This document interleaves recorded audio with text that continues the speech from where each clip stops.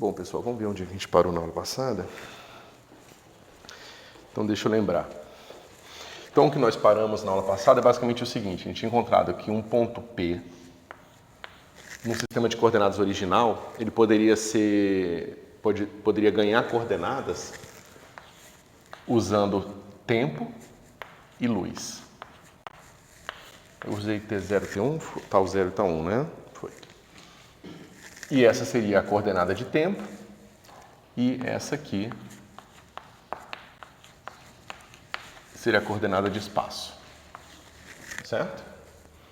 Então, a gente fez uma argumentação razoavelmente simples e mostramos que isso aqui é verdade. E a gente também seguiu um evento similar, só que visto do ponto de vista da luz, e que, de certa forma, é a mesma, né?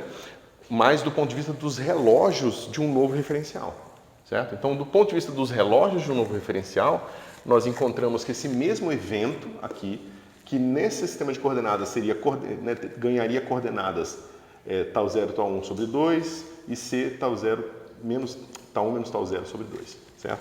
Esse mesmo evento, então, visto pelas coordenadas de relógio do novo referencial, sob a hipótese de que isso faz sentido, né? Como a gente discutiu bastante, seria isso aqui, mais V sobre C. Ok.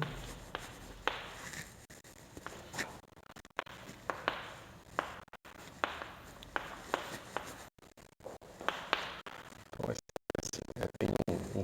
T1 menos T0, né? Um vem com, se você pensar aqui, se a gente botar nas mesmas unidades aqui, ó, é C com a soma e V com a subtração.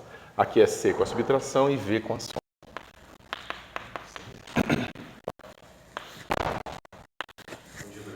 Bom dia. E o que a gente pode fazer agora, pessoal?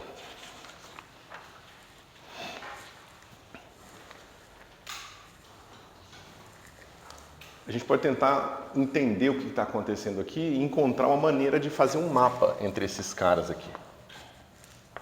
Ou seja, a gente pega um monte de observador aqui nesse sistema original, né? Lembra aquelas linhas verticais, todos são observadores diferentes. E eles vão concordar aqui, é claro que dada uma translação aqui para um lado e para o outro, conhecida essa translação, ou seja, a distância entre eles, né? Aquele mesmo referencial aqui é tal, aqui é L, conhecida a distância entre esses caras aqui, todos eles concordam com essas coordenadas aqui. Então eles podem botar pontinhos aqui, coordenadas, podem pegar coordenadas e dar coordenadas para todos os pontos aqui desse espaço, certo? Da mesma forma, aqui a gente também pode fazer isso, né? A gente tem outros observadores, são outros observadores com outro comportamento. A gente faz a hipótese, né, como eu já falei, de que esses caras medem tempos iguais nessas linhas diferentes, certo? Tem uma certa hipótese de homogeneidade da passagem do tempo, dada a diferença de posição do espaço. E a gente consegue encontrar coordenadas aqui, certo? Só que a gente acabou de descobrir que a gente pode pegar uma coordenada que se refere a esse evento aqui, e a gente sabe qual é a coordenada que a gente teria que encontrar aqui, né? Lembra, a gente fez aquela... Deixa eu apagar aqui. A gente pegou esse cara aqui, aí fez esse aqui, deixa eu... Aí ele lança aqui o fóton e volta para cá, certo? E aqui seria, isso acontece em T0 e esse cara aqui acontece a T1. Então, você sabe que esse evento tem que estar associado a esse evento aqui, né? Supondo que essas linhas correspondem ao comportamento de... que essas linhas correspondem ao comportamento desse cara aqui, só que nesse sistema de coordenadas visto por esses observadores que estão em movimento em relação a ele. Tá certo? Está claro? Esse observador aqui, visto do ponto de vista dos relógios dele, ele está assim, e essa mesma linha aqui fica dessa forma, certo? Vista por esses caras aqui, que tem movimento em relação a ele. Ok? Então, Basicamente, eu preciso de um mapa que leva a esse ponto, nesse ponto aqui e desse ponto para esse ponto aqui. Certo? Bom, antes da gente olhar para esse mapa, a gente tem que pensar que tipo de propriedade a gente quer para esse mapa. Tá certo? Claramente, é um mapa que vai levar uma linha, né, uma linha reta aqui, vertical, numa linha inclinada aqui. Certo? E esses mapas que levam linhas e linhas, eles precisam ser lineares para fazer isso. Certo? Mas a gente pode ver isso de uma maneira um pouco mais precisa, fazendo o seguinte. Vamos pensar que esse cara, quando ele está nesse referencial, ele passa por esses observadores que estão aqui, que são os observadores parados nesse referencial, e pergunta para eles qual é o tempo naquele momento. Então, em vez de ele estar usando o relógio dele, que mede tal, ele está usando, de certa forma, by proxy, o relógio desses observadores que estão parados aqui. Então, ele tá, né, esse cara está andando, aí ele encontra esse cara que está aqui e pergunta que horas são agora. Aí marca T0. E depois pergunta que horas são agora, marca T1, tá certo? Mas para ele, isso aqui ainda vale. A coordenada para ele de tempo daquele evento continua sendo T1 mais T0 sobre 2. Ele só usou um relógio diferente. Aqui, quando eu falei disso aqui, ó, eu não falei nada sobre esse relógio passar de um jeito ou de outro. Não tem nenhuma imposição sobre isso. Tá certo? Isso está claro, pessoal? É um pouquinho delicado, mas está claro? Ou vocês querem fazer alguma pergunta? Ou querem simplesmente que eu repita?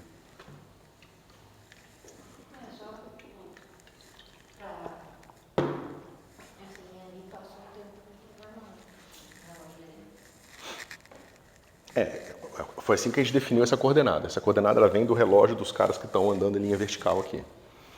E esse cara aqui, ele fez o desenho das coordenadas deles da seguinte forma. Essa soma dos tempos dividido por 2 me dá a coordenada dos eventos no tempo e a diferença vezes C me dá a coordenada no espaço. Certo? Mas ele não está dizendo nada em relação a esse tempo aqui. Ok? Aqui em relação à velocidade vai ser mais delicado, porque a gente tem que ver exatamente a relação entre a coordenada de tempo e a coordenada de espaço. Tá certo? Porque senão a velocidade de C não faz sentido. Você tem que estar fixo. Mas simplesmente para saber quem são os pontos simultâneos, basta você pegar qualquer relógio, somar e dividir por 2, isso vai te dar um tempo fixo para eventos simultâneos para esse cara. Tá certo? E quem são os eventos simultâneos para esse cara aqui, visto nesse referencial aqui? Como é que a gente faz isso? Lembra que, qual outro evento simultâneo é esse aqui? Seria, por exemplo, digamos que ele lançou o fóton um pouco antes e recebeu um pouco depois. Certo? Então, eu vou ter agora um...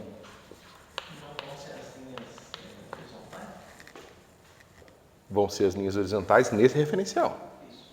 Né? Em outro referencial vai ser outra coisa, justamente isso que a gente quer ver. Mas, como a gente está fazendo a brincadeira de medir as coordenadas usando simplesmente relógios e luz, nós somos obrigados a descobrir, a encontrar essa expressão da linha horizontal através dessa formulação que a gente está fazendo. Então, basicamente, é isso aqui. Ele mediu um tal zero um pouco antes, que é o tal zero linha, e um tal 1 linha depois. Né? E isso aqui tem que ser igual a tal 1 mais tal 0 sobre 2. Certo? Basicamente, você está vendo que o tempo, o tal 0 linha, ele é menor.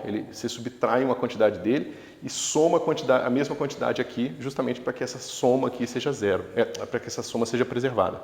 Né? Então, por isso que esse aqui está um pouco abaixo e aqui está um pouco acima, justamente para manter o mesmo ponto de simultaneidade aqui. Mas, ou seja, todas as coordenadas que satisfazem essa relação aqui são coordenadas de eventos que esse cara concorda como sendo simultâneos. Certo? Tá tranquilo ou vocês querem que eu repita mais uma vez? O que nós queremos fazer é o seguinte. Esquece que quando a gente olha para esse gráfico, a gente já pensa automaticamente em coordenadas. Tá certo? Pensa que a gente está construindo as coordenadas agora. Pensa que você é só um observador que está simplesmente com um certo movimento no espaço. Tá certo? Você lança luz, a luz vai refletir em alguma coisa e vai voltar a você. E você quer agora designar uma coordenada para esse evento que fez a reflexão. Certo? Bom, a escolha que nós fizemos é considerar os nossos axiomas, e sendo que um deles é que a velocidade da luz é máxima e absoluta e igual em todos os referenciais. Certo? Dado esse axioma e a nossa vontade de dar coordenadas para os pontos, a gente vai falar o seguinte, bom, se eu lancei a luz, né, ela foi e voltou para mim, significa que ela se moveu uma certa quantidade de tempo para ir, uma certa quantidade de espaço para ir e uma quantidade para voltar, tá certo? E como a luz não muda de velocidade, não tem nenhuma variação, então essa quantidade tem que ser a mesma. Então, a partir daí, eu consigo ver que a coordenada do evento pode ser postulada como sendo esse número aqui. Essa aqui é a coordenada de tempo daquele evento, certo? Dada a nossa construção que a gente acabou de fazer. Como a gente sabe que a velocidade da luz é a máxima absoluta, a gente sabe também que a distância que aquele evento ocorreu de mim, a distância simultânea a mim, é essa aqui. O que significa distância simultânea? Significa que se eu estou com uma régua gigante aqui no espaço, esse evento ocorreu nessa marca da régua que está simultânea a mim também nesse espaço. Ou seja, é uma régua que está caindo no tempo igual aos observadores que estão aqui. É uma régua cuja todos os pontos seguem essas trajetórias verticais. Tá, isso eu não entendi essa última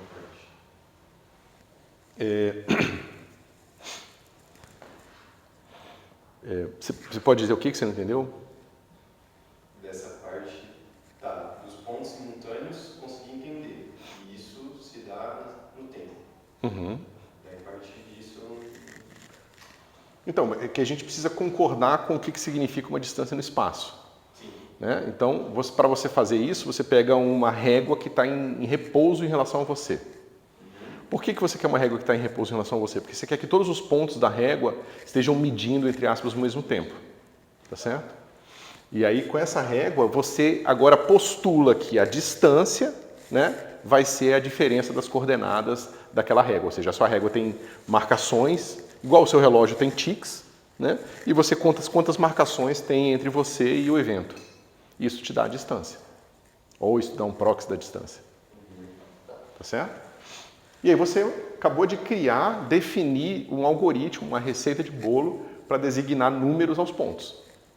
Tá certo? Aí você se pergunta, você define que todos os pontos que têm a mesma coordenada de tempo, eu vou dizer que são simultâneos. Tá certo? Eu vou fazer uma definição. Pontos que têm a mesma coordenada de tempo, para mim, são simultâneos para mim. Porque eles aconteceram no mesmo tempo, dada a minha definição de mesmo tempo. Tá certo? E aí, isso aqui, nesse caso, nesse sistema de referência construído por os relógios desses caras aqui, te dão linhas horizontais. A pergunta é, o que acontece com essas linhas horizontais quando a gente vê do ponto de vista dessas coordenadas do tempo desses observadores aqui? Que são relógios que estão com um movimento diferente dos relógios que estão aqui.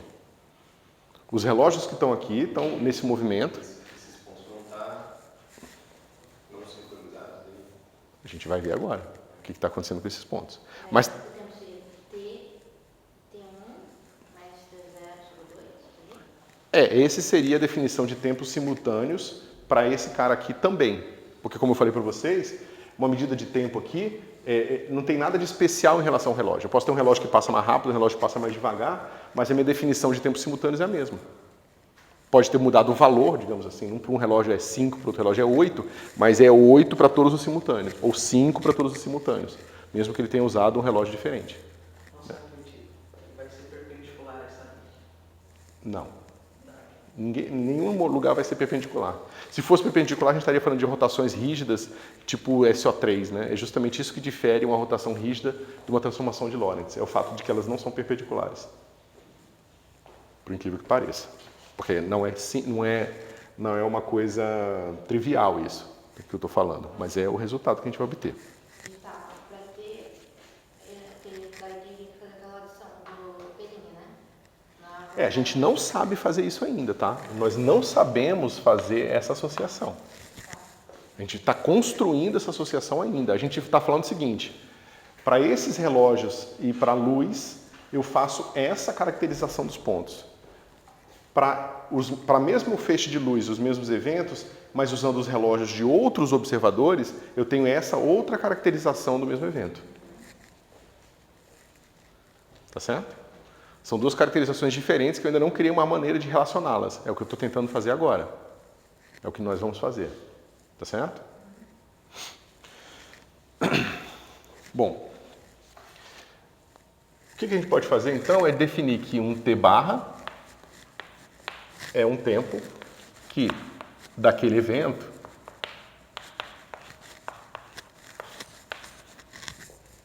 ou seja, todos os eventos aqui que tenham o mesmo valor de T barra são simultâneos do ponto de vista desse observador aqui. Do ponto de vista desse observador, aí é claro, são as linhas horizontais. Mas do ponto de vista desse observador, são todos os eventos que têm essa coordenada aqui. Certo? Vai ser isso que para ele, todas as réguas que você tinha falado, paradas em relação a ele, não vão mudar. Vai ser igual. Vai ser isso pela mesma razão que era isso aqui, ó. É justamente porque ele está definindo as coordenadas de tempo dos eventos como sendo essa média dos tempos que ele, né, do tempo de emissão e do tempo de absorção da luz que ele usou para fazer a definição do evento. Certo? E que isso aqui é independente da maneira que você, do funcionamento do seu relógio. Então ele pode usar o relógio do T1, do T0 e do T1 à vontade para fazer isso. Ele ainda não sabe o calibre entre essas coisas. E o calibre entre essas coisas vai vir na hora que a gente fechar as transformações de Lorentz, que vão ter outras hipóteses que vocês vão ver que vão ser necessárias para a gente, digamos, dar a escala correta dessas coisas aqui. Porque a escala correta é muito importante. Tá certo? Mas isso aqui, como é que tá, pessoal? Tá mais tranquilo? Bom, e aí só por simplicidade, eu vou dar um nome para essa variável aqui, né? Que vai ser o seguinte: T1 menos T0 sobre 2 V sobre C. Tá? É só uma definição de um rótulo aqui, só para simplificar a nossa vida. Bom, então o nosso pelinha, usando esses novos rótulos, isso aqui são só rótulos, não tem nada de fundamentalmente importante aqui, é só para a gente simplificar a nossa percepção do que está acontecendo. Eu posso reescrever da seguinte forma: isso aqui vai ficar T barra mais lambda, certo? Se você olhar para cá, certo? T barra, e aqui eu tenho lambda, isso, está direitinho. Ok. E aqui eu tenho lambda C2 sobre V mais V T barra. Tá certo? Então você pode pegar aqui, ó, T1 menos T0 sobre 2, aí você vai encontrar esse cara aqui, aí você multiplica por, você precisa que apareça, né, V sobre C, então você multiplica e divide por V sobre C, vai aparecer esse termo aqui, tá ok?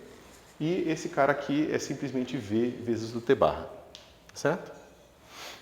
Professor, eles são o mesmo ponto, só que vistos de diferenciais diferentes. É o mesmo ponto, só que rotulado usando relógios e luz de observadores diferentes.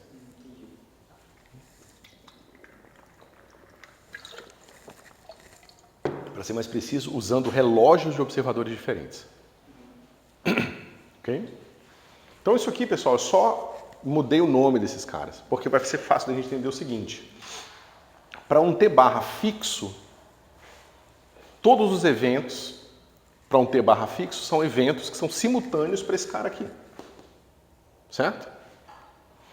Mas que eventos são esses? São os eventos que eu posso variar lambda livremente. Todos os eventos que eu vario lambda livremente mantém esse cara aqui fixo. Tá certo? Você pode, por simplicidade, botar, por exemplo, T barra igual a 0, para pegar todos os eventos que são simultâneos a esse tempo T barra 0. Tá? O que vai dar isso aqui? Vai dar uma coisa assim, ó. Lambda, vírgula, lambda C2 sobre V. Mas o que é isso? Mas a gente pegou um tempo específico em que é simultâneo, né? Eles não são simultâneos o tempo todo. Porque eles não estão... Todos os eventos que têm o mesmo T barra são simultâneos. Tá? Da mesma forma que todos que têm essa mesma T barra, que o mesmo que tem tal 1 mais tal 0 sobre 2, tem o mesmo valor, são simultâneos aqui. Mas eu posso pegar o simultâneo que é essa soma dá 0, posso pegar o simultâneo que é essa soma dá 30 e assim por diante. São várias linhas horizontais diferentes. Professor, quando você fala fixar T barra e variar lambda, a gente vai estar explicitamente variando o V. Não, veja, aqui, o que pode mudar aqui quando você está caracterizando os eventos? Porque o evento pode ter acontecido mais distante, mais próximo, mais para o futuro, mais para o passado. O que pode mudar são os tempos que eu estou medindo as coisas. É o tempo que eu escolhi lançar o meu fóton e o tempo que ele voltou para mim. Tá certo? E, bom, isso pode mudar à vontade, esses dois números aqui. Certo? Mas aqui é claramente uma transformação de 1 para 1. Né? Existe somente um T barra e um lambda dado um T1, um T0. Essa é uma transformação de 1 para 1. E dado um T barra e um lambda, só um T1, um T0, e dado um T1, T0, só tem um tal barra e um lambda. É uma transformação unívoca. Então, se você fixa T barra, você já fixa um T lambda. T lambda? Não. Mas como que vai ter uma correspondência de 1 para 1? Como é que tem uma... Essa aqui é a correspondência 1 para 1. Ó, uma correspondência 1 para 1 é assim. Eu dou o T1 e o T0 e obtenho somente um T barra e somente um lambda. Isso é verdade? Não? Para um mesmo T1 e T0, eu só obtenho um, porque isso aqui é uma igualdade. Não tem se tivesse uma raiz aqui, com uma indeterminada alguma coisa, tudo bem não ser verdade, mas aqui nesse caso é claramente verdade. Certo? Só que você pode ver, você pode, né, multiplica essa expressão aqui, vamos lá. Pega o lambda e faz assim, C lambda sobre V mais T barra. Quanto é que é isso aqui?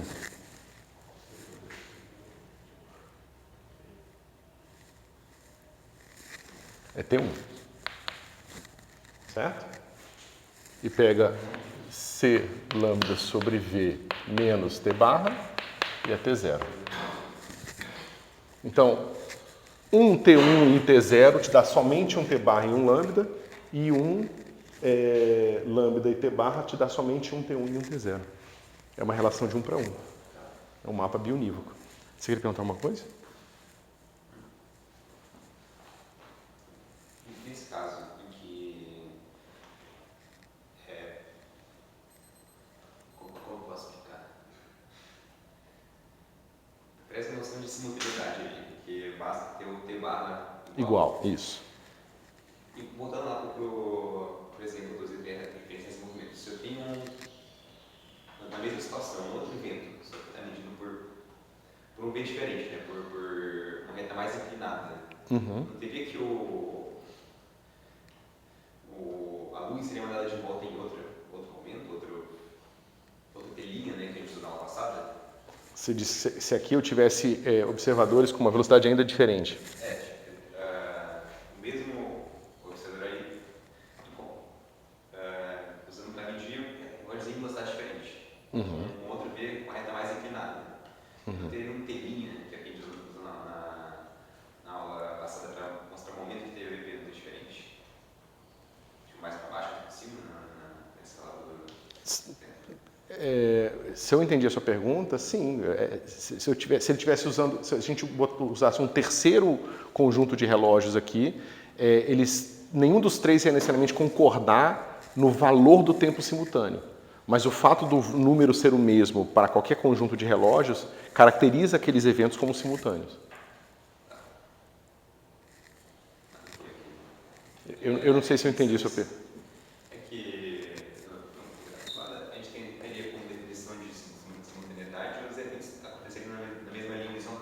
Não, é justamente ao contrário. A gente vai definir que os eventos que acontecem com essa mesma coordenada são simultâneos. Nesse caso, isso coincide com a linha horizontal. Nesse caso, não. É isso que vai ser diferente. Né? Esse cara aqui, ele continua existindo, ele continua medindo as coisas, só que ele vai usar o relógio emprestado dos observadores que estão aqui parados, E ele vai continuar dizendo que os observadores, os eventos simultâneos para ele são aqueles que acontecem com a mesma coordenada de tempo. E a mesma coordenada de tempo pode ser medida assim. A gente não sabe a escala ainda, a gente vai ver que a escala vai ser importante, vai ter um fator de Lorentz, vocês já sabem disso. Mas a gente está redescobrindo essas coisas, certo? E por que aparece o fator de Lorentz? O que a gente está fazendo de imposição para que o fator de Lorentz apareça? Vocês vão ver que vai ficar mais claro agora, eu espero, certo? Mas antes disso, eu quero só caracterizar para vocês o que são as linhas de simultaneidade. Ou seja, o que é a linha horizontal vista nesse referencial aqui. E eu acabei de mostrar para vocês, fazendo uma mudança simples de coordenada, que esses mesmos pontos podem ser caracterizados por T barra e lambda, e vocês concordaram comigo, eu espero que vocês tenham concordado comigo, que eventos que possuem a mesma coordenada tal barra são eventos que aconteceram simultaneamente. Então, o que eu desenho naquele gráfico lá, se eu vario o meu lambda aqui? Digamos que eu peguei esse cara aqui igual a zero e vario o meu lambda. Que tipo de curva é essa aqui?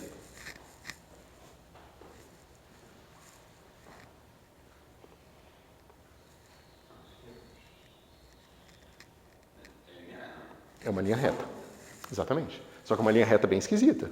Olha para ela. É uma linha reta que tem velocidade, né? Porque não importa muito o fato desse cara aqui não ter uma escala bem conhecida, só importa que esse cara varia 5, aqui é 5 vezes isso aqui. Então isso aqui é uma noção de velocidade. Só que essa velocidade, ela é c quadrado sobre v.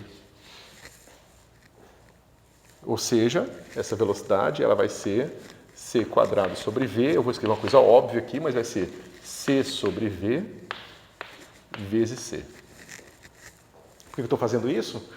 Porque a gente tem um axioma que diz para a gente que a velocidade dos observadores é sempre menor que a da luz. Ou seja, isso aqui é sempre um número maior que 1. Então essa reta é uma reta que tem uma inclinação que seria obtida se um observador viajasse com velocidade maior que a da luz. Sempre.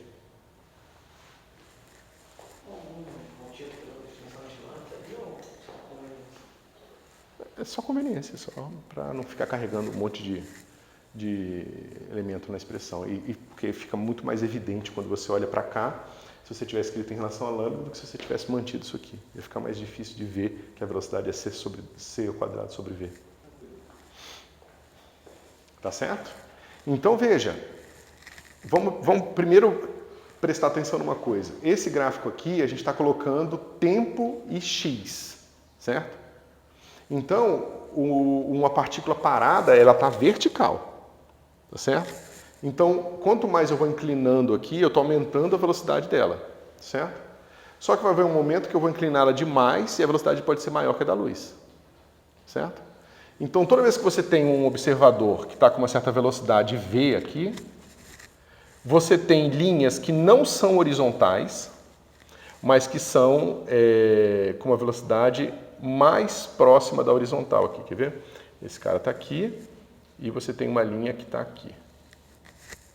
Essa aqui é V e essa aqui é C2 sobre V. Porque quanto maior a velocidade, mais próximo da horizontal, tá certo? Quando, né, se esse número aqui for para infinito, então esse negócio vai para a horizontal. O que é natural, a gente já esperava isso, né?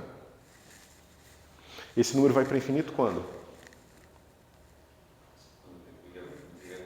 Quando V vai para zero. Mas quando V vai para zero, quais são as curvas de simultaneidade aqui? São as horizontais. Então, justamente, essa linha ela vai descendo aqui, ela vai ter inclinação infinito, que vai ser justamente ela ser perfeitamente horizontal quando V vai para zero. Certo? Então, toda vez que você tem um sistema de referência com velocidade V, as curvas com velocidade c sobre 2, c ao quadrado sobre v, vão ser as curvas de simultaneidade para aqueles observadores. Então, as linhas horizontais são levadas em linhas com inclinação c ao quadrado sobre v, aqui. Certo? Sempre vai ter isso aqui, né? Cadê? Eu não botei. Cadê? Eu apaguei? Bom. Isso aqui está claro, pessoal? Então vamos lá. Bom. Seria uma proibido, né? Porque você marca a velocidade da luz, então não pode. Então, justamente, isso é um ponto importante para você, já que você chamou a atenção, a gente pode discutir agora. Não existe nenhum observador que percorra essas curvas, tá certo? Da mesma forma que não tem nenhum observador que percorre essa curva aqui. Não tem nenhum observador que fica se movendo instantaneamente no espaço, tá certo? Então, essa curva, ela não é uma curva que um observador percorre. Ela é uma curva que te diz os pontos que eu considero simultâneos. Ela tem um significado bastante diferente de uma curva tipo, que a gente vai chamar eventualmente de tipo tempo. Tá? Vai ser uma curva tipo espaço. E uma curva tipo espaço nunca descreve o comportamento de uma partícula, mas ela descreve um conjunto de pontos que tem uma certa característica especial para mim. E nesse caso são os pontos que eu considero simultâneos. Certo? E diferentes observadores com diferentes velocidades vão observar curvas de simultaneidade diferentes. Certo? Isso vai criar uma série de complicações na cabeça da gente. Quando a gente vai para a relatividade geral, isso ainda fica mais difícil ainda.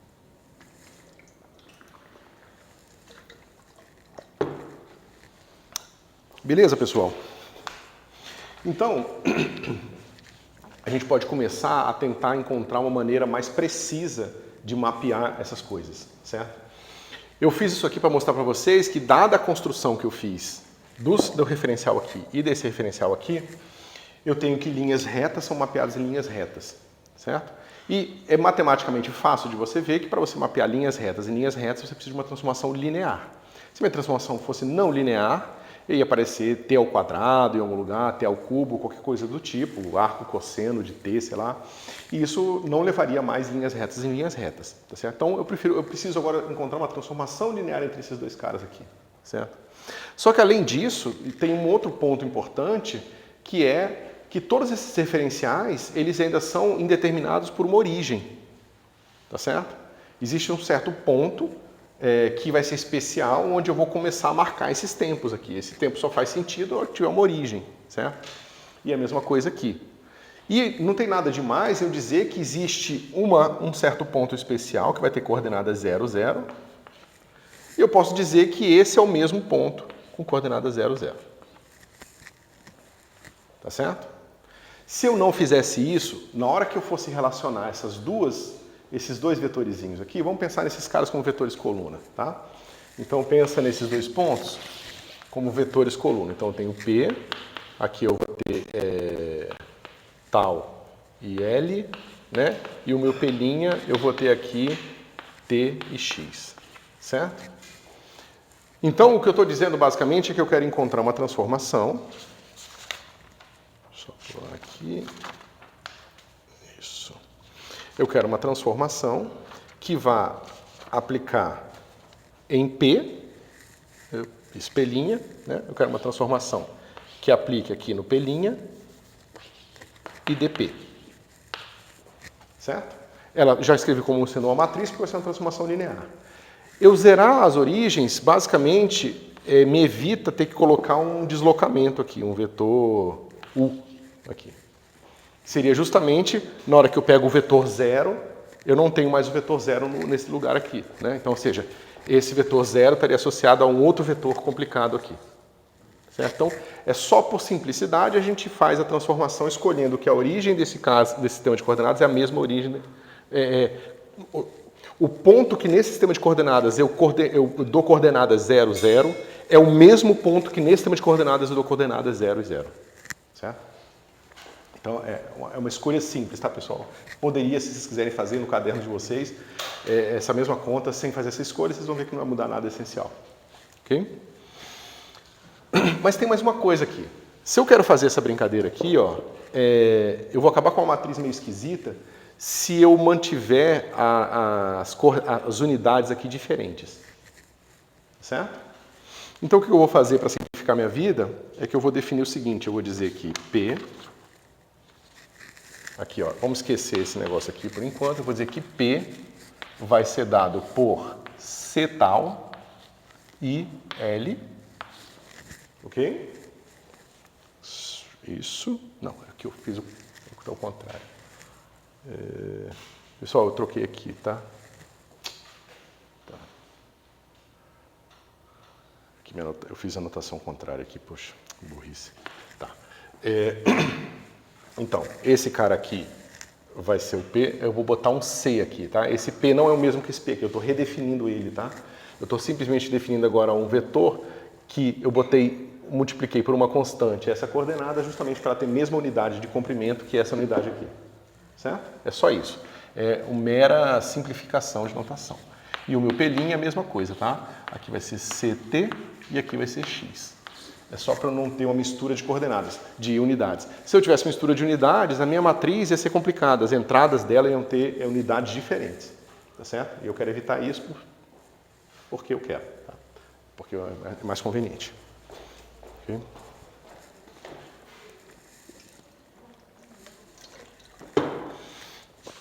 Bom, dito isso, a gente obtém o seguinte. Como eu troquei agora eu vou ficar confuso o tempo todo. Vai ser P, vai ser dado por alfa, beta, sigma, gama, aplicado em P, em P'. Certo? Eu vou fazer essa escolha de que essa vai ser a transformação que vai levar P' em P.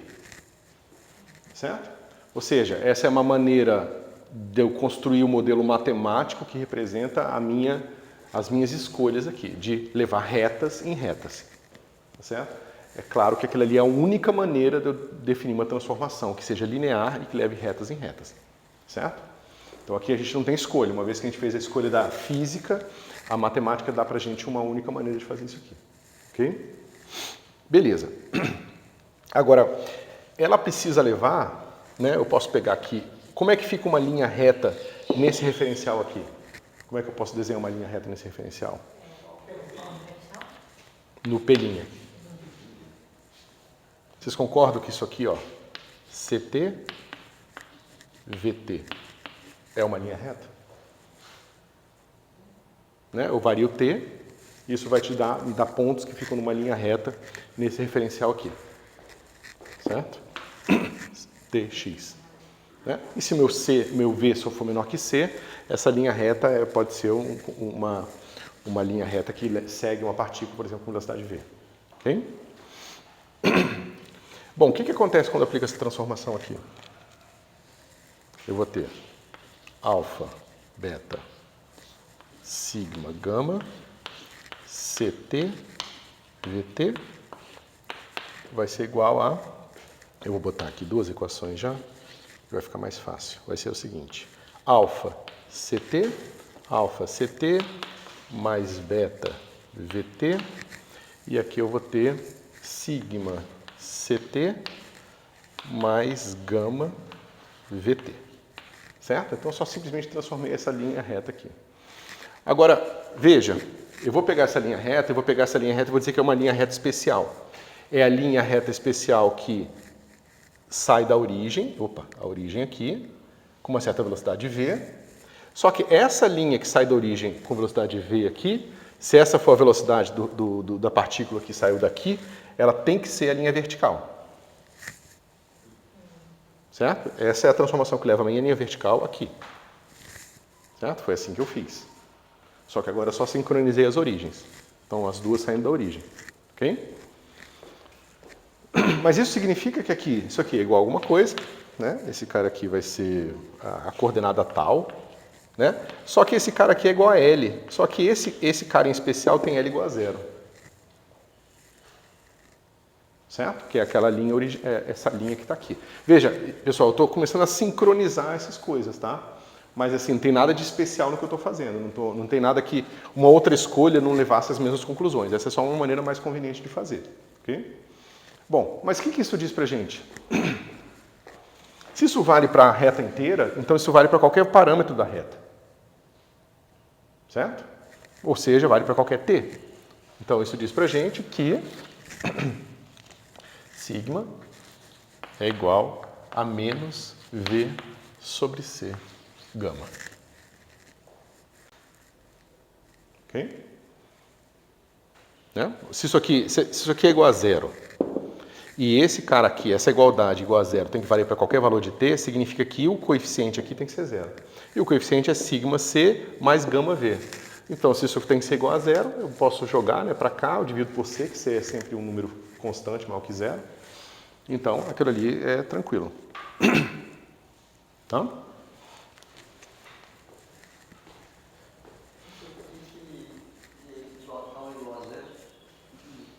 Igual a lambda igual a zero. Porque esse cara que está com velocidade v aqui, lembra que essa transformação daqui para cá foi eu ir para um referencial onde as pessoas estão com velocidade v. Só que essa linha aqui, então, essa linha reta, ela veio para essa linha aqui. Foi isso que a gente começou toda a nossa brincadeira da diferença dos radares, é quando a gente pega essa linha e fala que aqui ele tem uma certa velocidade v. Certo? Oi? Quando eu expliquei a diferença que nós encontraríamos se nós não tivéssemos sincronizado a origem. Né? Só que se a origem não fosse mapeada na origem, esse U seria o vetor que leva o ponto da origem de um sistema de referência para o ponto da origem do outro. Okay? Bom, o que mais eu posso fazer aqui? Quanto que é m menos 1? Como é que é a inversa daquela transformação ali? Porque eu posso pegar essa transformação inversa e levar agora pontos do P' para P. Ou seja, desse referencial aqui para esse aqui. Né? Primeiro, isso faz sentido fisicamente. Então, a gente tem que impor que aquela inversa existe. Tá certo? A gente quer dizer que os pontos que a gente leva para cá, a gente tem que ser capaz de trazer de volta. Ou seja, tem uma imposição física muito mais profunda aqui. A gente está dizendo que não existe nenhum referencial especial só porque eu comecei com ele. Eu poderia ter começado com esse aqui e ter voltado para cá. Além disso, né? Além de que a gente quer... Ou seja, existem infinitas maneiras de você justificar que essa inversa tem que existir, ou diversas maneiras. Né? É uma imposição que a física está fazendo aqui para a gente. Mas como é que é o inverso da matriz 2×2? Então, a gente vai ter o determinante dela aqui, certo? Então, vai ficar...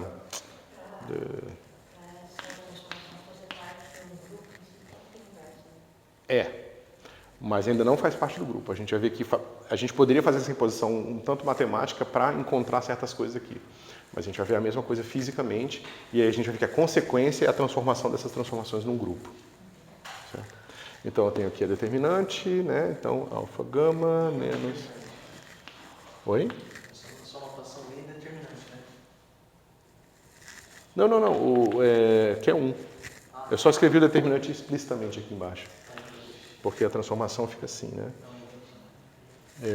Gama menos beta menos sigma e alfa. Você pode pegar e ver que isso aqui realmente é a inversa disso aqui, tá? Só aplicar uma matriz na outra e ver que dá identidade. Não tem nenhum segredo aqui.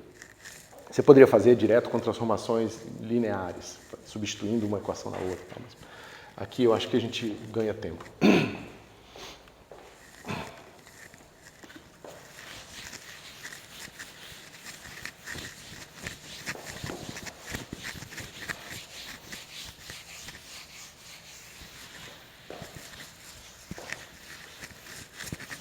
E aí, o que a gente pode fazer agora?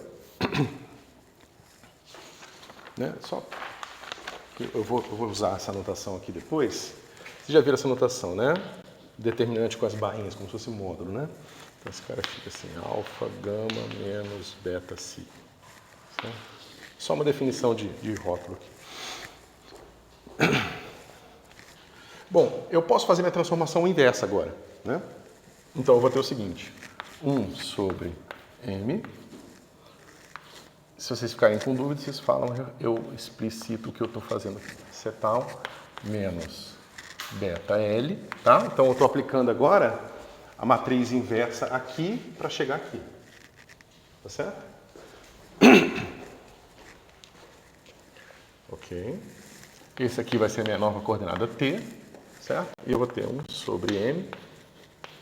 E aqui eu vou ter menos gama c tal mais alfa L. Esse cara aqui vai ser a minha coordenada x. Ou melhor, CT e x. Tá certo?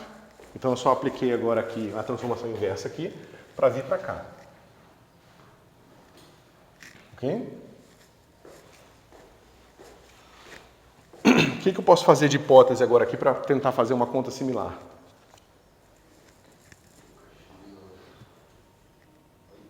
O x vai ser zero também. Para que ele seja zero, o que eu preciso fazer aqui? Escolher como curva para levar numa... Que curva que eu teria que ter no meu sistema de coordenadas original para chegar na curva parada aqui?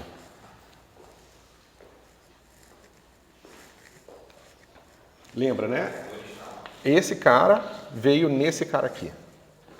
Agora eu vou fazer a hipótese física de que a curva menos V vem para isso aqui. Tá certo? Se eu faço isso, basicamente eu estou dizendo o quê? Que esse cara aqui cadê? Menos V tal. L é menos V tal. L é menos V tal. Que é essa curva aqui. Certo? E eu estou dizendo que isso tem que levar em zero. Ok? Novamente, pessoal, é mais uma peça do quebra-cabeça que a gente está colocando para fazer isso aqui. É bom que vocês depois reflitam sobre o que a gente fez, para vocês tentarem extrair exatamente qual é o conjunto mínimo de escolhas que a gente está fazendo para encontrar essas transformações. Porque isso é a transformação de Lorentz de forma mais essencial. Certo? Mas isso leva o que para a gente? Mesma coisa, né? Ó, se eu substituo aqui, vai ficar menos V gama. Peraí. Ah, não, que eu já fiz os dois passos aqui. Assim. Sigma C tal mais alfa V tal igual a zero. Né? Que foi essa substituição aqui. Esse cara é diferente de zero, mas ele não então eu posso jogar ele fora, tá certo? Aqui fica todo mundo negativo, eu boto todo mundo positivo e eu tenho aquela expressão ali, certo? E o que isso diz pra gente? Eu posso pegar o meu sigma, que eu já sei, por causa da minha outra imposição, é menos V sobre C gama. Então vai ficar assim. Menos V gama mais alfa V igual a zero, certo? Ou seja, alfa é igual a gama. Ok? Bom, e agora a nossa transformação, né? Nossa transformação. Vou botar TV aqui. T. Chamar de... Eu estou chamando de M, né? MV vai ser basicamente isso aqui. Gama, beta, menos V sobre C gama, gama. Ok? Beleza. E agora? O que a gente pode fazer para fechar a nossa transformação? Porque ainda tem duas coisas aqui livres na nossa transformação. Né? O que vocês acham que a gente pode usar para fixar os parâmetros aqui? Porque veja, essa transformação ela faz tudo o que a gente impôs que ela tem que fazer até agora. Ela leva retas em retas, a velocidade para um lado leva a velocidade para o outro, né? Ou seja, tudo que a gente impôs, isso aqui já faz. Significa que a gente precisa impor mais coisas para que a gente possa restringir ainda mais a liberdade nesses parâmetros. Porque, em princípio, eu teria um grupo de 3 parâmetros aqui, porque o V está livre, o gama está livre e o beta está livre. Certo? O que a gente pode fazer?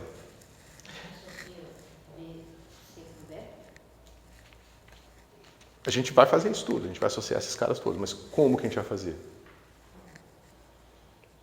A gente vai lembrar da continha que a gente fez lá no começo, que deu pra gente a associação entre eventos, usando o radar. Foi aquela continha que a gente fez lá atrás, certo? Só que agora, como a gente já sincronizou, a gente sabe que o ponto T1... Espera um pouquinho, deixa eu escrever aqui. C tal 1, eu já botei o tal 0 igual a 0 nos dois, tá? O T0 e o tal 0 igual a 0, justamente para sincronizar. Então, a gente tinha visto lá atrás que esse cara aqui, ó, está associado ao C mais V sobre 2 T1 e C mais V sobre 2T1. Certo? Lembra da fórmula que a gente tinha? Era assim, um era T1 mais T0, outra T1 menos T0 sobre 2. Como o T0 foi igual a 0, ficou isso aqui. Certo? Então eu quero que a minha transformação leve esses pontos naqueles pontos lá. Certo? Bom, então vai ficar assim. Gama, beta, menos V sobre C gama, gama, aplicado em C mais V sobre 2 T1, C mais V sobre 2 T1, né? Tem que ser igual a C tal 1 sobre 2. O sobre 2 eu vou jogar todo mundo fora, tá? E C tal 1 sobre 2. E aí, como é que vai ficar isso aqui? Vamos lá. Vamos fazer a continha aqui. Vai ficar, deixa eu ver só como é que eu fiz aqui para eu refazer. Ó, esses dois caras são iguais, tá? Então, quando eu botar aqui, eu já vou botar em evidência. Vai ficar assim.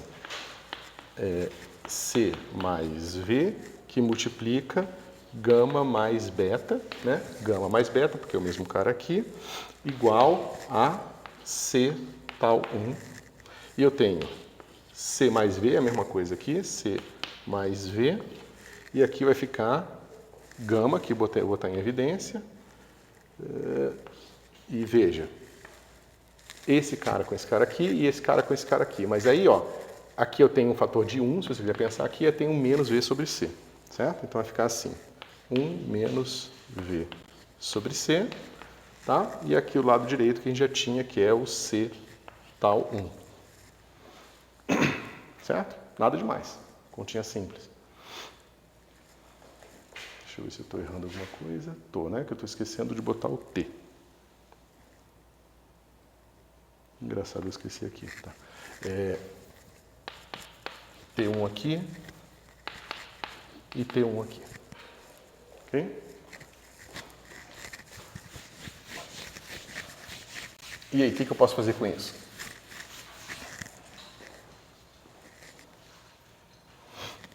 Eu ainda não sei calibrar o T e o tal. Então, eu ainda tenho uma determinação aqui. Essas duas equações, eu não posso usá-las independentemente justamente porque eu ainda não sei isso. Certo? Mas eu posso igualar as duas, porque as duas têm o mesmo valor aqui no lado direito. O T1 vai embora e vai sobrar uma relação entre os parâmetros aqui, né? Então vai ficar assim. Gama, que multiplica 1 menos V2 sobre C2, vai ser igual a gama... Por que eu já fiz isso? Espera aí. Tá. Então, pessoal, só para já ver... deixa eu fazer todos os passos aqui, então. Deixa eu fazer todos os passos. Então, veja. Esse termo aqui, ó, eu já vou escrever assim. C, que multiplica 1 mais V sobre C, que é isso aqui, tá? E aí eu vou pegar esse termo e botar do lado para ficar mais fácil de vocês de acompanharem. V sobre C e gama. Certo? Deixa eu apagar aqui também. Tá? Todo mundo concorda que isso aqui é o lado esquerdo? Né? E aí eu já vou igualar esse negócio aqui a esse cara aqui. Certo? Então vai ficar...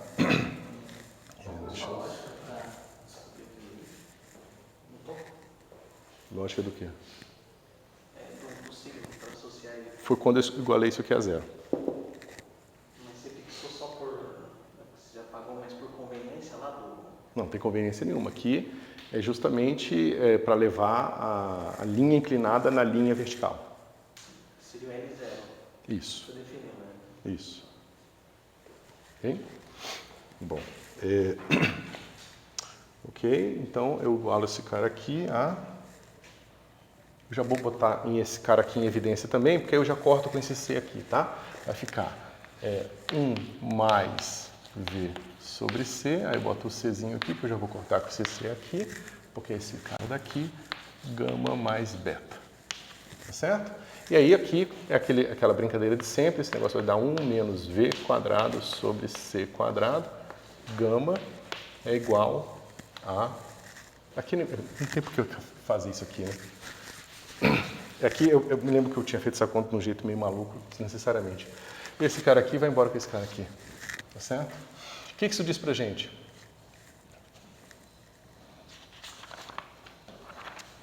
Você já pode pegar esse cara aqui direto, vai ter o seguinte: 1 menos V sobre C gama menos gama igual a beta. Certo? Mas isso diz pra gente que beta é igual a menos V sobre C gama. Certo?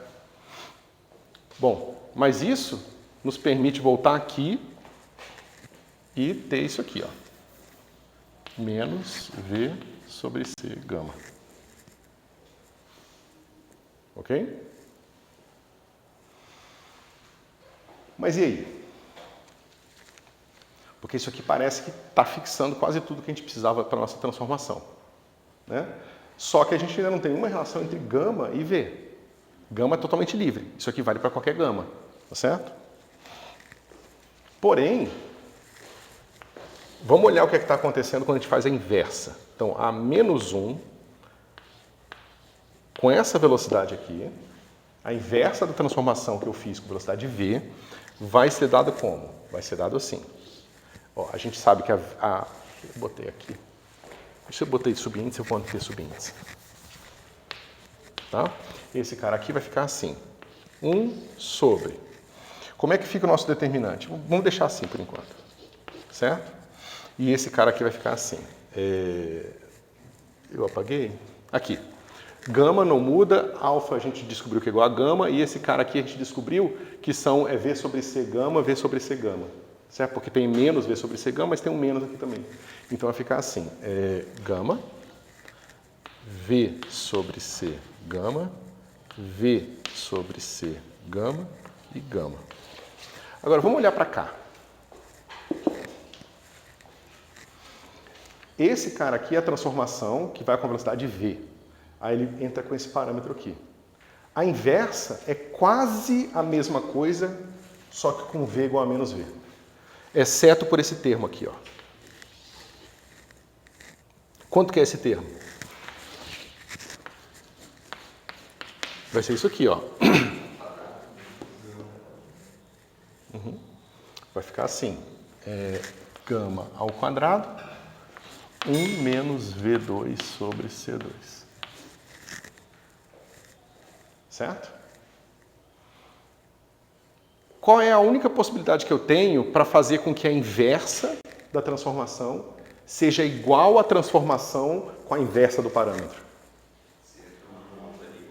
Se eu tomar o módulo igual a 1. É a única possibilidade que eu tenho para eu impor que m menos 1 de V seja igual a m de menos V. E por que faz sentido eu impor isso aqui?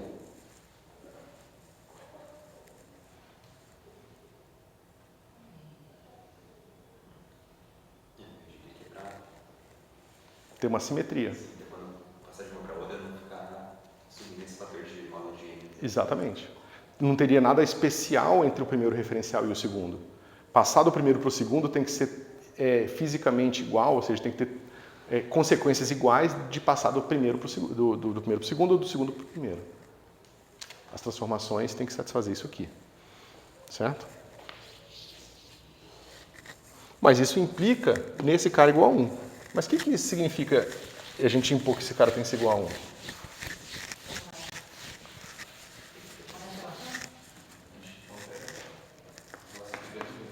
A gente encontra que gama tem que ser mais ou menos raiz de 1 sobre 1 menos V2 sobre C2.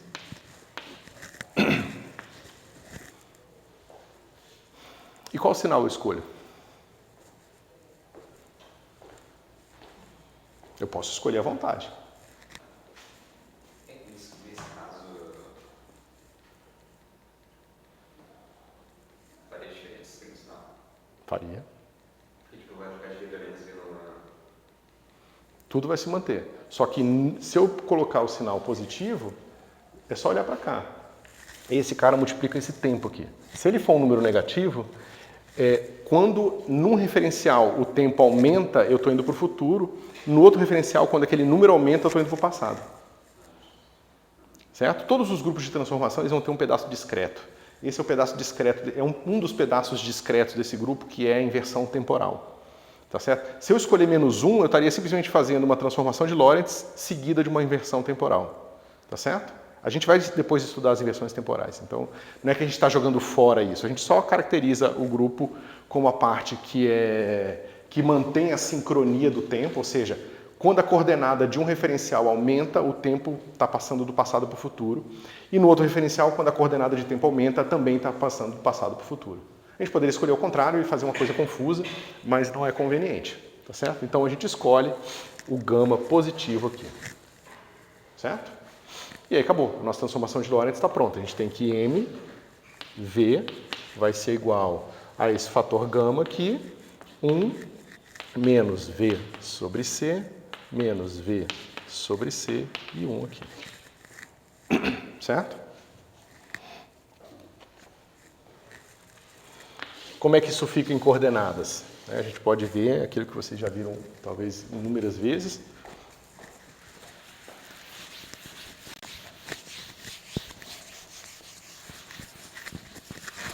Vai ficar assim. Gama. O gama eu não vou escrever explicitamente, mas agora o gama a gente tem que pensar. A partir desse momento, a gente tem que pensar no gama como sendo um gama de V. Certo? Ele é uma função univocamente determinada pelo valor de V. E aí eu não vou escrever o parênteses aqui não, vocês já entendem, tá? Então esse cara vai ficar gama menos V sobre C gama, menos V sobre C gama, gama. E aí eu posso aplicar em CT, em X. E aí a gente pode voltar para a notação mais tradicional de CT' e X'. Tá certo? Então a gente mostra que CT' vai ser igual a gama, vai ficar em evidência, a gente já sabe, porque ele podia inclusive sair da matriz, vai ficar CT menos V sobre C X. Certo? E X' é igual a gama X menos V sobre C CT.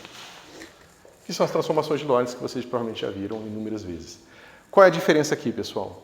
Eu estou mantendo junto o C e o T, tá certo? Vai ser mais conveniente para a gente e a gente fica bem mais evidente a simetria da transformação de Lorentz quando a gente não escreve o tempo e a posição em unidades diferentes.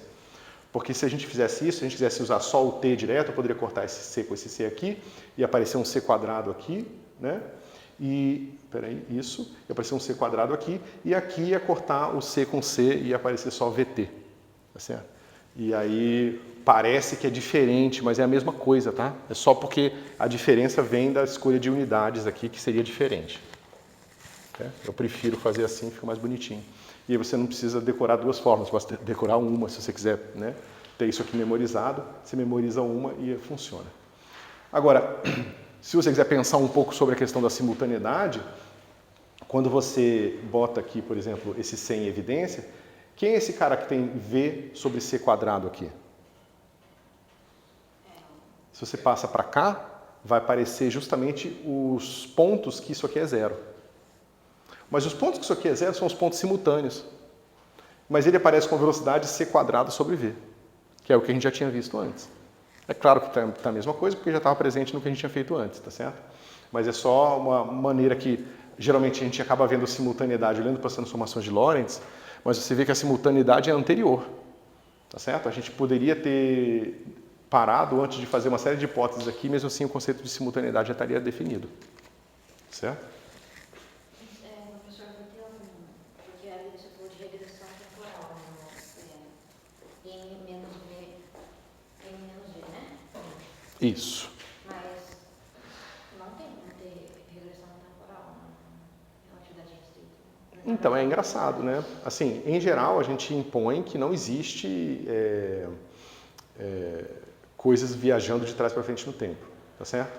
E classicamente isso é verdade. Classicamente, ou seja, quando você calcula os potenciais avançados e retardados, que a gente vai ver no final desse curso, você vai ver que a gente joga fora os potenciais avançados, que seriam os potenciais em que alguma coisa no futuro lançou uma coisa para o passado, e isso consegue descrever toda a eletrodinâmica clássica. Quando você vai para a eletrodinâmica quântica, você não pode fazer isso. Se você joga fora metade das soluções, você não consegue descrever uma teoria quântica bem definida. E essas soluções que andam de trás para frente no tempo são as soluções que vão estar associadas às antipartículas.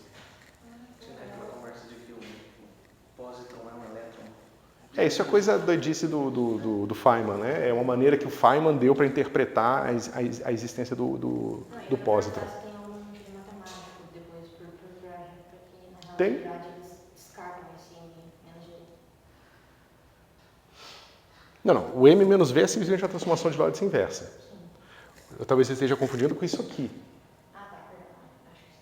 Porque essa escolha do positivo aqui, eu estou falando que quando essa coordenada aumenta, ou seja, quando esse número aqui aumenta, então eu estou convencionando que isso é o passado e esse é o futuro. No novo sistema de coordenadas, T', eu vou fazer a mesma convenção. Eu vou dizer que quando o T' aumenta, esse é o passado e esse é o futuro. Mas eu poderia ter feito dois sistemas de coordenadas de forma que nesse aqui é o passado e aqui é o futuro. É uma questão de convenção. E aí a transformação necessária para levar esse sistema nesse sistema teria que ter um menos aqui. Tá certo? Mas isso acarretaria numa inversão temporal. Mas o que a gente está vendo aqui, na verdade, é que o grupo, a transformação de grupo não faz essa escolha positiva aqui. Isso é uma coisa que nós fizemos por convenção. Então, o grupo de simetria da sua teoria carrega a possibilidade da inversão temporal. Por isso que quando você escreve a equação carrega as duas soluções. A solução que vai do passado para o futuro e carrega a solução que vai do futuro para o passado. E aí você classicamente joga a solução que vai do futuro para o passado fora. Mas quanticamente você não pode fazer isso. Se você jogar fora, a sua teoria fica incompleta, você não descreve a natureza. E quando você mantém lá, ela prevê a existência de antipartículas. Certo? Mas é uma longa trajetória até chegar assim na física disso, né? A gente vê essas contas todas. Professor, essa escolha do passado para o futuro... É uma convenção, tá? Você poderia ter um relógio que andava para trás, sempre. O tempo vai diminuindo. Mas também a gente poderia colocar uma imposição física, tipo, precisa ter causalidade disso, de um ponto para o outro, de um sinal para o outro. Então, essa, de certa forma, é a escolha que a gente faz para impor causalidade, classicamente, e é o que nos leva a jogar fora o potencial avançado. Tá certo? O problema é que, quando você tenta impor causalidade numa teoria quântica, a coisa fica muito mais delicada. Causalidade quântica requer, digamos, que você tenha um conjunto de operadores que comutam numa certa folha. Né? Lembra, os operadores que comutam são os... Quer dizer, vocês já viram mecânica quântica? Estão vendo, né? Vocês vão descobrir logo que os operadores que comutam são os operadores que podem ser simultaneamente diagonalizados. E eles serem simultaneamente diagonalizados simplesmente significa dizer que eles vão ter autovetores comuns. Tá certo? Então, você consegue, digamos, um campo quântico em x espacial e em y espacial igual a zero, significa que você pode determinar o valor do campo na folha inteira. Tá certo? Ou seja, essa folha de simultaneidade que a gente está vendo aqui, que são essas linhas, elas são de tal forma que você tem que os operadores comutam sobre ela, ou seja, você pode dar condições iniciais para o seu campo quântico numa folha. Certo? E se eles não comutassem na folha, significaria que você não pode determinar simultaneamente o valor dele aqui e lá.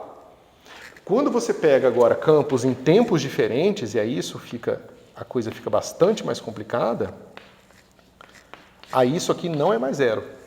Porque se fosse zero, significaria que eu poderia escolher o estado do campo no passado e no futuro ao mesmo tempo. Só que se a minha teoria propaga informação do passado para o futuro, eu não posso escolher o futuro se o passado já foi determinado. Se eu escolhi o passado, o futuro tem que ser unicamente determinado pela dinâmica. Tá certo? Mas aí tudo isso vira um problema de análise funcional muito mais complicado, porque agora a gente está falando com esses campos vão ser decompostos numa base, essa base vai ter coeficientes que vão ser operadores quânticos que precisam ser quantizados, ou seja, a coisa complica bastante. Mas fazer essa imposição aqui não implica em simplesmente jogar os potenciais avançados fora. Para você fazer essa imposição aqui, você precisa manter os potenciais avançados no seu propagador. Certo? Puxa, não sei se eu estou falando certo, mas corrige, mas tem uma, não sei se pode dizer teoria, mas que relaciona tempo com entropia, não é? Uhum. Então, porque a entropia ela não pode andar atrás, digamos assim. Você mostra que se as equações de Boltzmann são satisfeitas e que se algumas hipóteses não muito fortes, mas importantes, sobre como que as partículas interagem são satisfeitas, isso aqui é verdade. Então veja, a gente está pegando teorias que têm simetria de inversão temporal, que são as equações de Newton, ou as equações da mecânica relativística, tá certo? E isso leva você a essa conclusão aqui. A entropia sempre aumenta no tempo.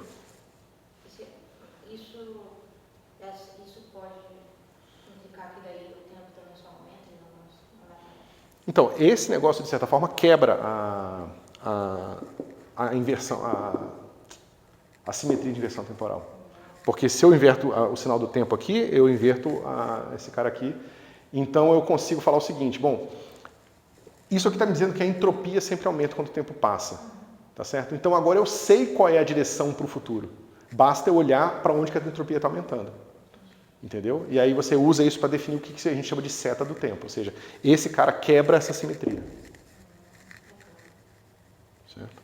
Mas aí tem um infinito de complexidade de por que isso aqui é assim. Não que a conta seja difícil, a conta não é muito difícil, mas você entender exatamente quais são exatamente os pressupostos físicos e matemáticos que foram feitos e que levaram isso aqui. Isso ele é bem aceito? Ou É totalmente aceito. Uma vez que você aceita as premissas, essa conclusão aqui é inquestionável.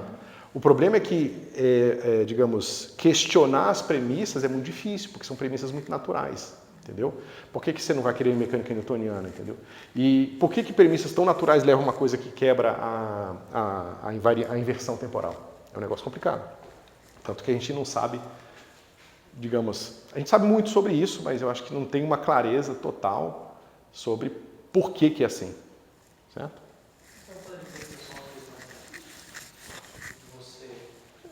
Na verdade, eu posso.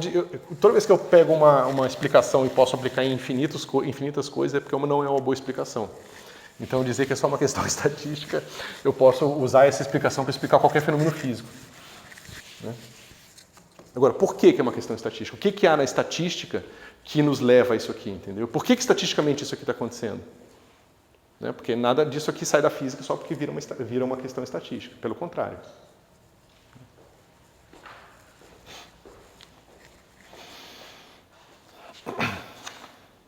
Bom, mais perguntas? Então, vamos lá, pessoal. A gente viu aqui que esse cara forma, então, esse conjunto de matrizes parametrizadas por V, de forma que a matriz com menos V é a inversa da minha matriz.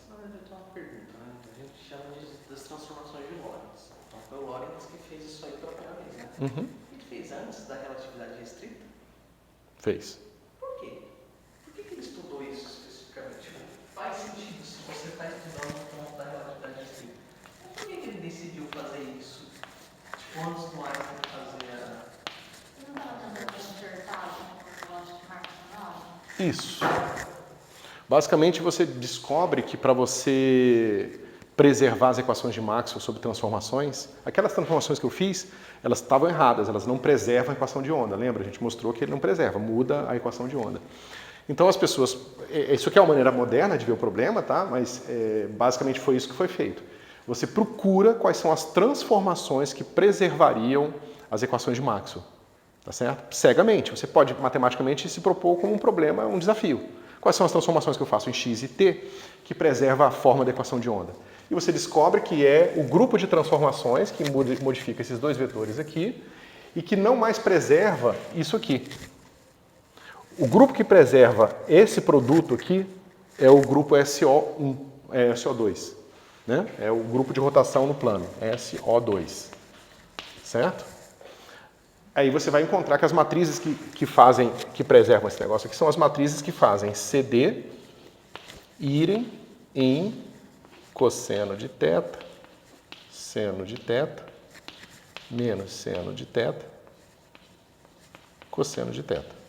São matrizes parametrizadas a um parâmetro, assim como a gente tem matrizes parametrizadas a um parâmetro lá. E você descobre que essas matrizes aqui preservam o produto interno, né? No caso com um 1 aqui, mas que para preservar o produto interno, ou para preservar as equações de onda, ela tem que preservar esse produto interno maluco aqui, com menos 1 aqui. Aí você descobre que não são essas matrizes, você descobre que são essas matrizes aqui. Agora, por que são essas matrizes? Interessa. Ele não atribuiu esse significado físico, foi isso? Ele não atribuiu, ele não sabia por que era assim. Então ele só não opinou, ele descobriu, ele quase descobriu a relatividade, só que ele não falou nada. Tipo isso. Veja, são duas coisas bastante diferentes. Uma coisa é você pegar um conjunto de axiomas matemáticos que você se impõe. Então, qual foi o que ele pensou? Ele falou o seguinte: eu vou fazer um jogo, uma brincadeira. Essa equação ela tem um certo formato nesse sistema de coordenadas. Quais são as transformações que preservam o formato dela? Esse é um jogo, não precisa ter física aí. O matemático, ele pega a física e faz essa brincadeira. Como é que eu posso extrair o conjunto mínimo de axiomas que chegam a essas conclusões? Ou seja, você pode fazer uma brincadeira de lógica pura, tá certo? E aí, com essa brincadeira, ele fez isso aqui, tá certo? Uma coisa totalmente diferente é você fazer uma imposição axiomática física, que é o que é simultâneo, o que não é, como é que se constrói o sistema de coordenadas, o que significam coordenadas, e assim por diante, e aí, a partir de então, deduzir as transformações de Lorentz. O Einstein fez muito mais próximo do segundo do que do primeiro, tá certo? Agora, isso não significa que a boa física seja feita só do jeito que o Einstein fez. Né? O próprio exemplo do positron foi uma coisa que o Dirac descobriu porque ele queria tirar a raiz quadrada de uma equação de onda, e para tirar a raiz quadrada de uma equação de onda ele teve que fazer algumas modificações na álgebra, puramente por consistência matemática, e por consistência matemática ele chega na álgebra dos espinores que leva à existência do positron. Entendeu? Então, assim, existe também o caminho de você fazer física pensando o seguinte: olha, eu sei que a física que eu conheço me leva a esse conjunto de axiomas.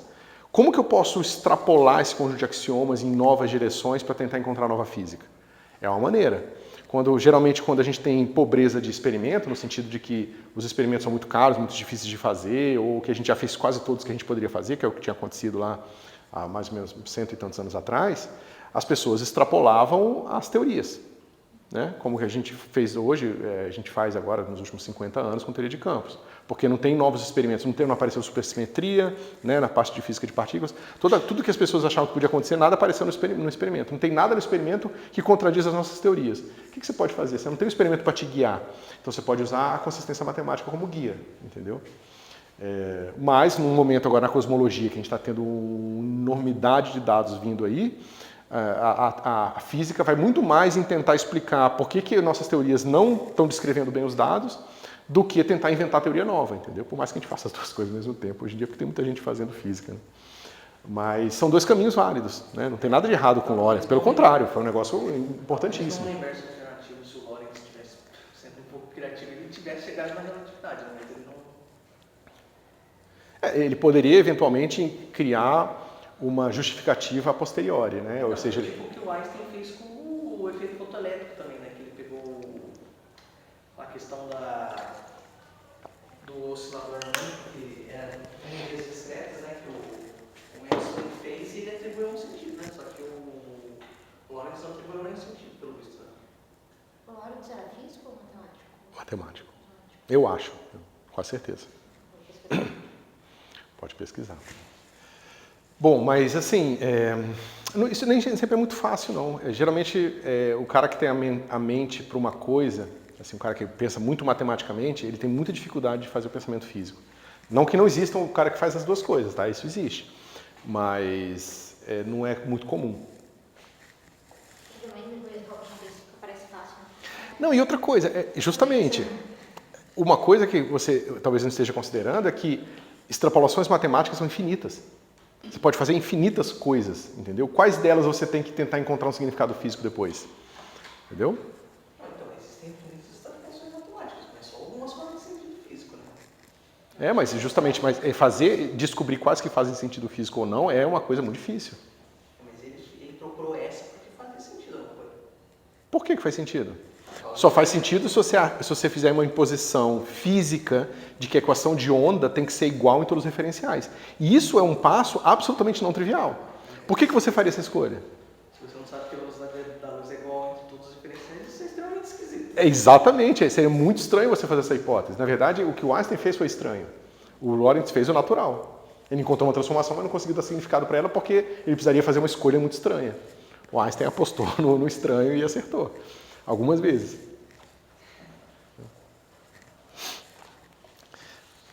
Deixa eu ver quanto a gente tem de tempo. Dá para a gente começar aqui.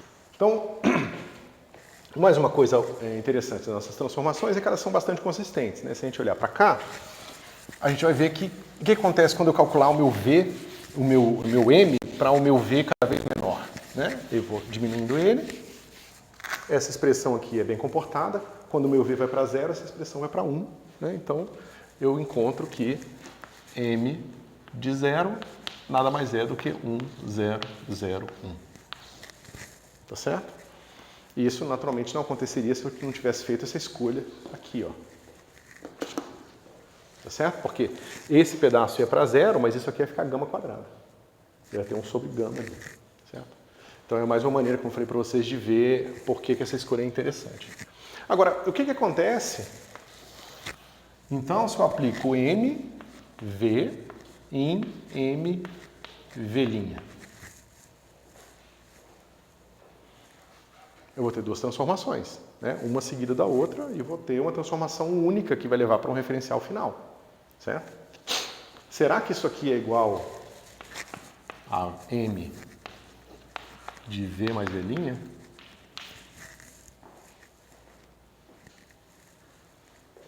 Não pode ser, né? Não, porque elas estavam velocidades agora não são mais desse tipo, né? Isso é porque você já sabe. Mas assim, como que a gente conclui isso? É olhando para isso aqui. Porque a gente sai de um referencial para o outro, a gente muda como que o tempo passa e a gente muda como o espaço está exprimido em termos, está expresso em termos das coordenadas. E quando a gente faz isso uma segunda vez, a gente tem uma transformação que agora está carregando essas duas transformações. Certo? E a gente tem que ver o que acontece nela. Antes disso, eu vou fazer essa conta de um jeito fácil primeiro, depois a gente faz de um jeito difícil. Certo? Como é que é o jeito fácil? A gente vai fazer uma reparametrização. Então a gente tem que gama é igual a 1 sobre raiz de 1 menos V2 sobre C2. Bom, isso é uma expressão matemática simples, né? Mas que tem suas particularidades. Tem uma raiz quadrada, tem um número aqui que vai se aproximando de 0, que vai para infinito. Então você vê que essa parametrização ela pode ser melhorada se a gente usar uma transformação de coordenada para o parâmetro da transformação. Em vez de usar V, eu vou usar uma outra coisa. Tá certo? Bom, o que acontece aqui se eu pegar gama como função de V? Gama como função de V. Vamos dizer que o 0 seja aqui, tá? V igual a 0 é aqui. Então esse negócio aqui vai ser 1, né? E quanto mais eu me aproximo do C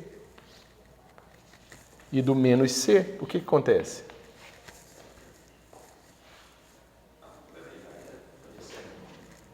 Esse negócio vai indo para infinito. Né? E aqui vai indo para infinito. Então veja, esse cara, ele tá, esse grupo de transformação, ele está preso entre menos C e C, tá certo? Porque esse negócio aqui, bom, eu poderia fazer uma extensão para cá, mas aí ia ficar um negócio imaginário, complicado, né? E a gente sabe que pela nossa imposição original, pelo menos para a primeira transformação, V não pode ser maior que C. Então a gente está preso aqui. Um grupo, ele tem um parâmetro que equivale a uma transformação, certo? Mas se esse parâmetro está preso no intervalo finito, significa que eu não posso nunca ser aditivo. Porque se fosse aditivo, eu saio do meu intervalo finito, tá certo? Então o que a gente pode fazer? A gente pode esticar esse treco aqui, ó, para infinito, usando uma transformação de coordenadas. Simples, uma transformação de coordenadas para V. Como que a gente faz isso?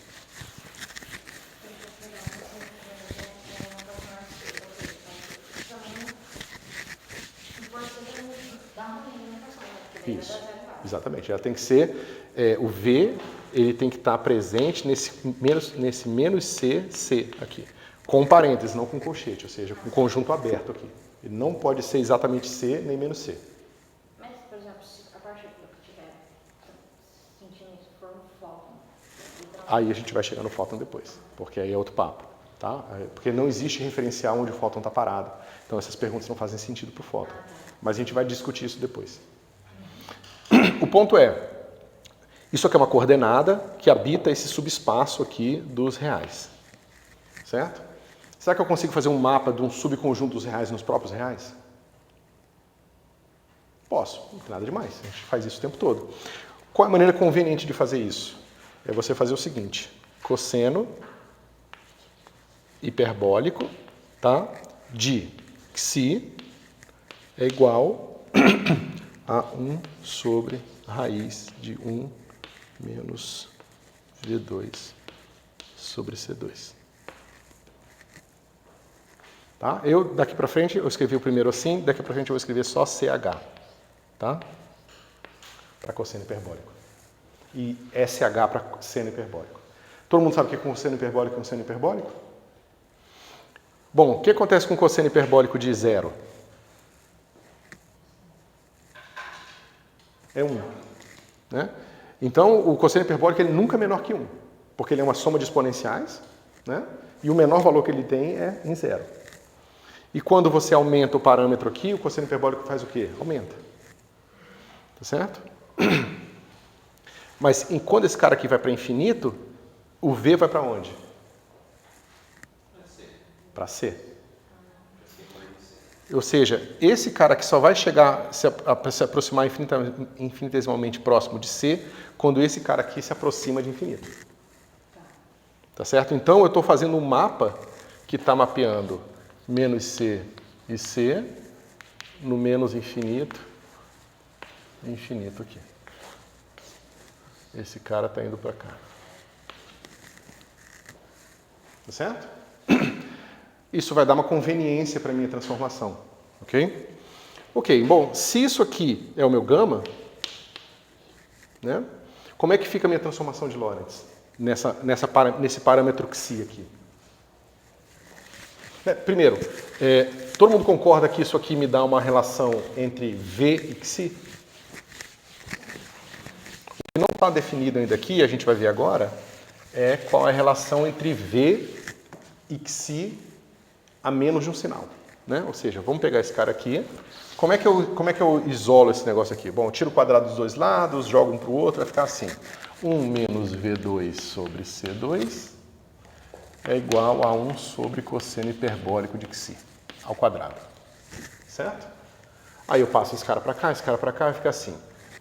Cosseno hiperbólico ao quadrado de xi menos 1 dividido por cosseno hiperbólico ao quadrado de xi, certo? Então eu passei esse cara para cá, e esse cara veio para cá com menos, eu multipliquei em cima e embaixo por cosseno hiperbólico, ficou assim, né? E esse cara aqui vai dar V ao quadrado sobre C ao quadrado. Tá certo? Bom, mas quanto é que é isso aqui? Né? Cosseno hiperbólico ao quadrado menos seno hiperbólico ao quadrado é igual a 1. Se eu passo o seno para lá e o menos 1 e 1 para o outro lado, vai ficar seno hiperbólico ao quadrado de xi dividido por cosseno hiperbólico ao quadrado de xi é igual a V2 sobre C2. Então, a gente vê que V é igual a tangente hiperbólica vezes C de xi. Tá certo? Desculpa. Mais ou menos. Aí você escolhe. A gente geralmente faz a escolha. Aqui essa escolha é totalmente inócua, tá? A gente faz a escolha de que o V positivo coincide com o xi positivo, mas você poderia fazer o contrário se você quisesse complicar a sua vida, tá certo? Então é uma escolha de transformação de coordenada de tempo, certo? Nessa coordenada, o seu V, esse cara aqui, vai ficar mais simples, vai ficar bem mais parecido com aquilo que a gente já tinha visto para o grupo de rotação, tá? E aí a gente, menos seno hiperbólico de xi menos seno hiperbólico de Xi e cosseno hiperbólico de Xi. Muito parecido com isso aqui. É por isso que as pessoas transformam o tempo num treco imaginário e saem da transformação de rotação para o grupo de Lorentz, para uma transformação de Lorentz e vice-versa. Certo? Mas a gente vê isso depois. Ok? Aí a gente vai pensar aqui nas adições de velocidade, nessas parametrizações, vai explorar um pouco a estrutura de grupo e depois a gente vai começar a explorar a física e a gente vai pegar todo esse maquinário de coordenadas e construir um sistema de réguas e medidas para a gente ter agora uma métrica no espaço-tempo. Tá certo? E vai ser muito importante entender o significado da régua do espaço-tempo. Okay?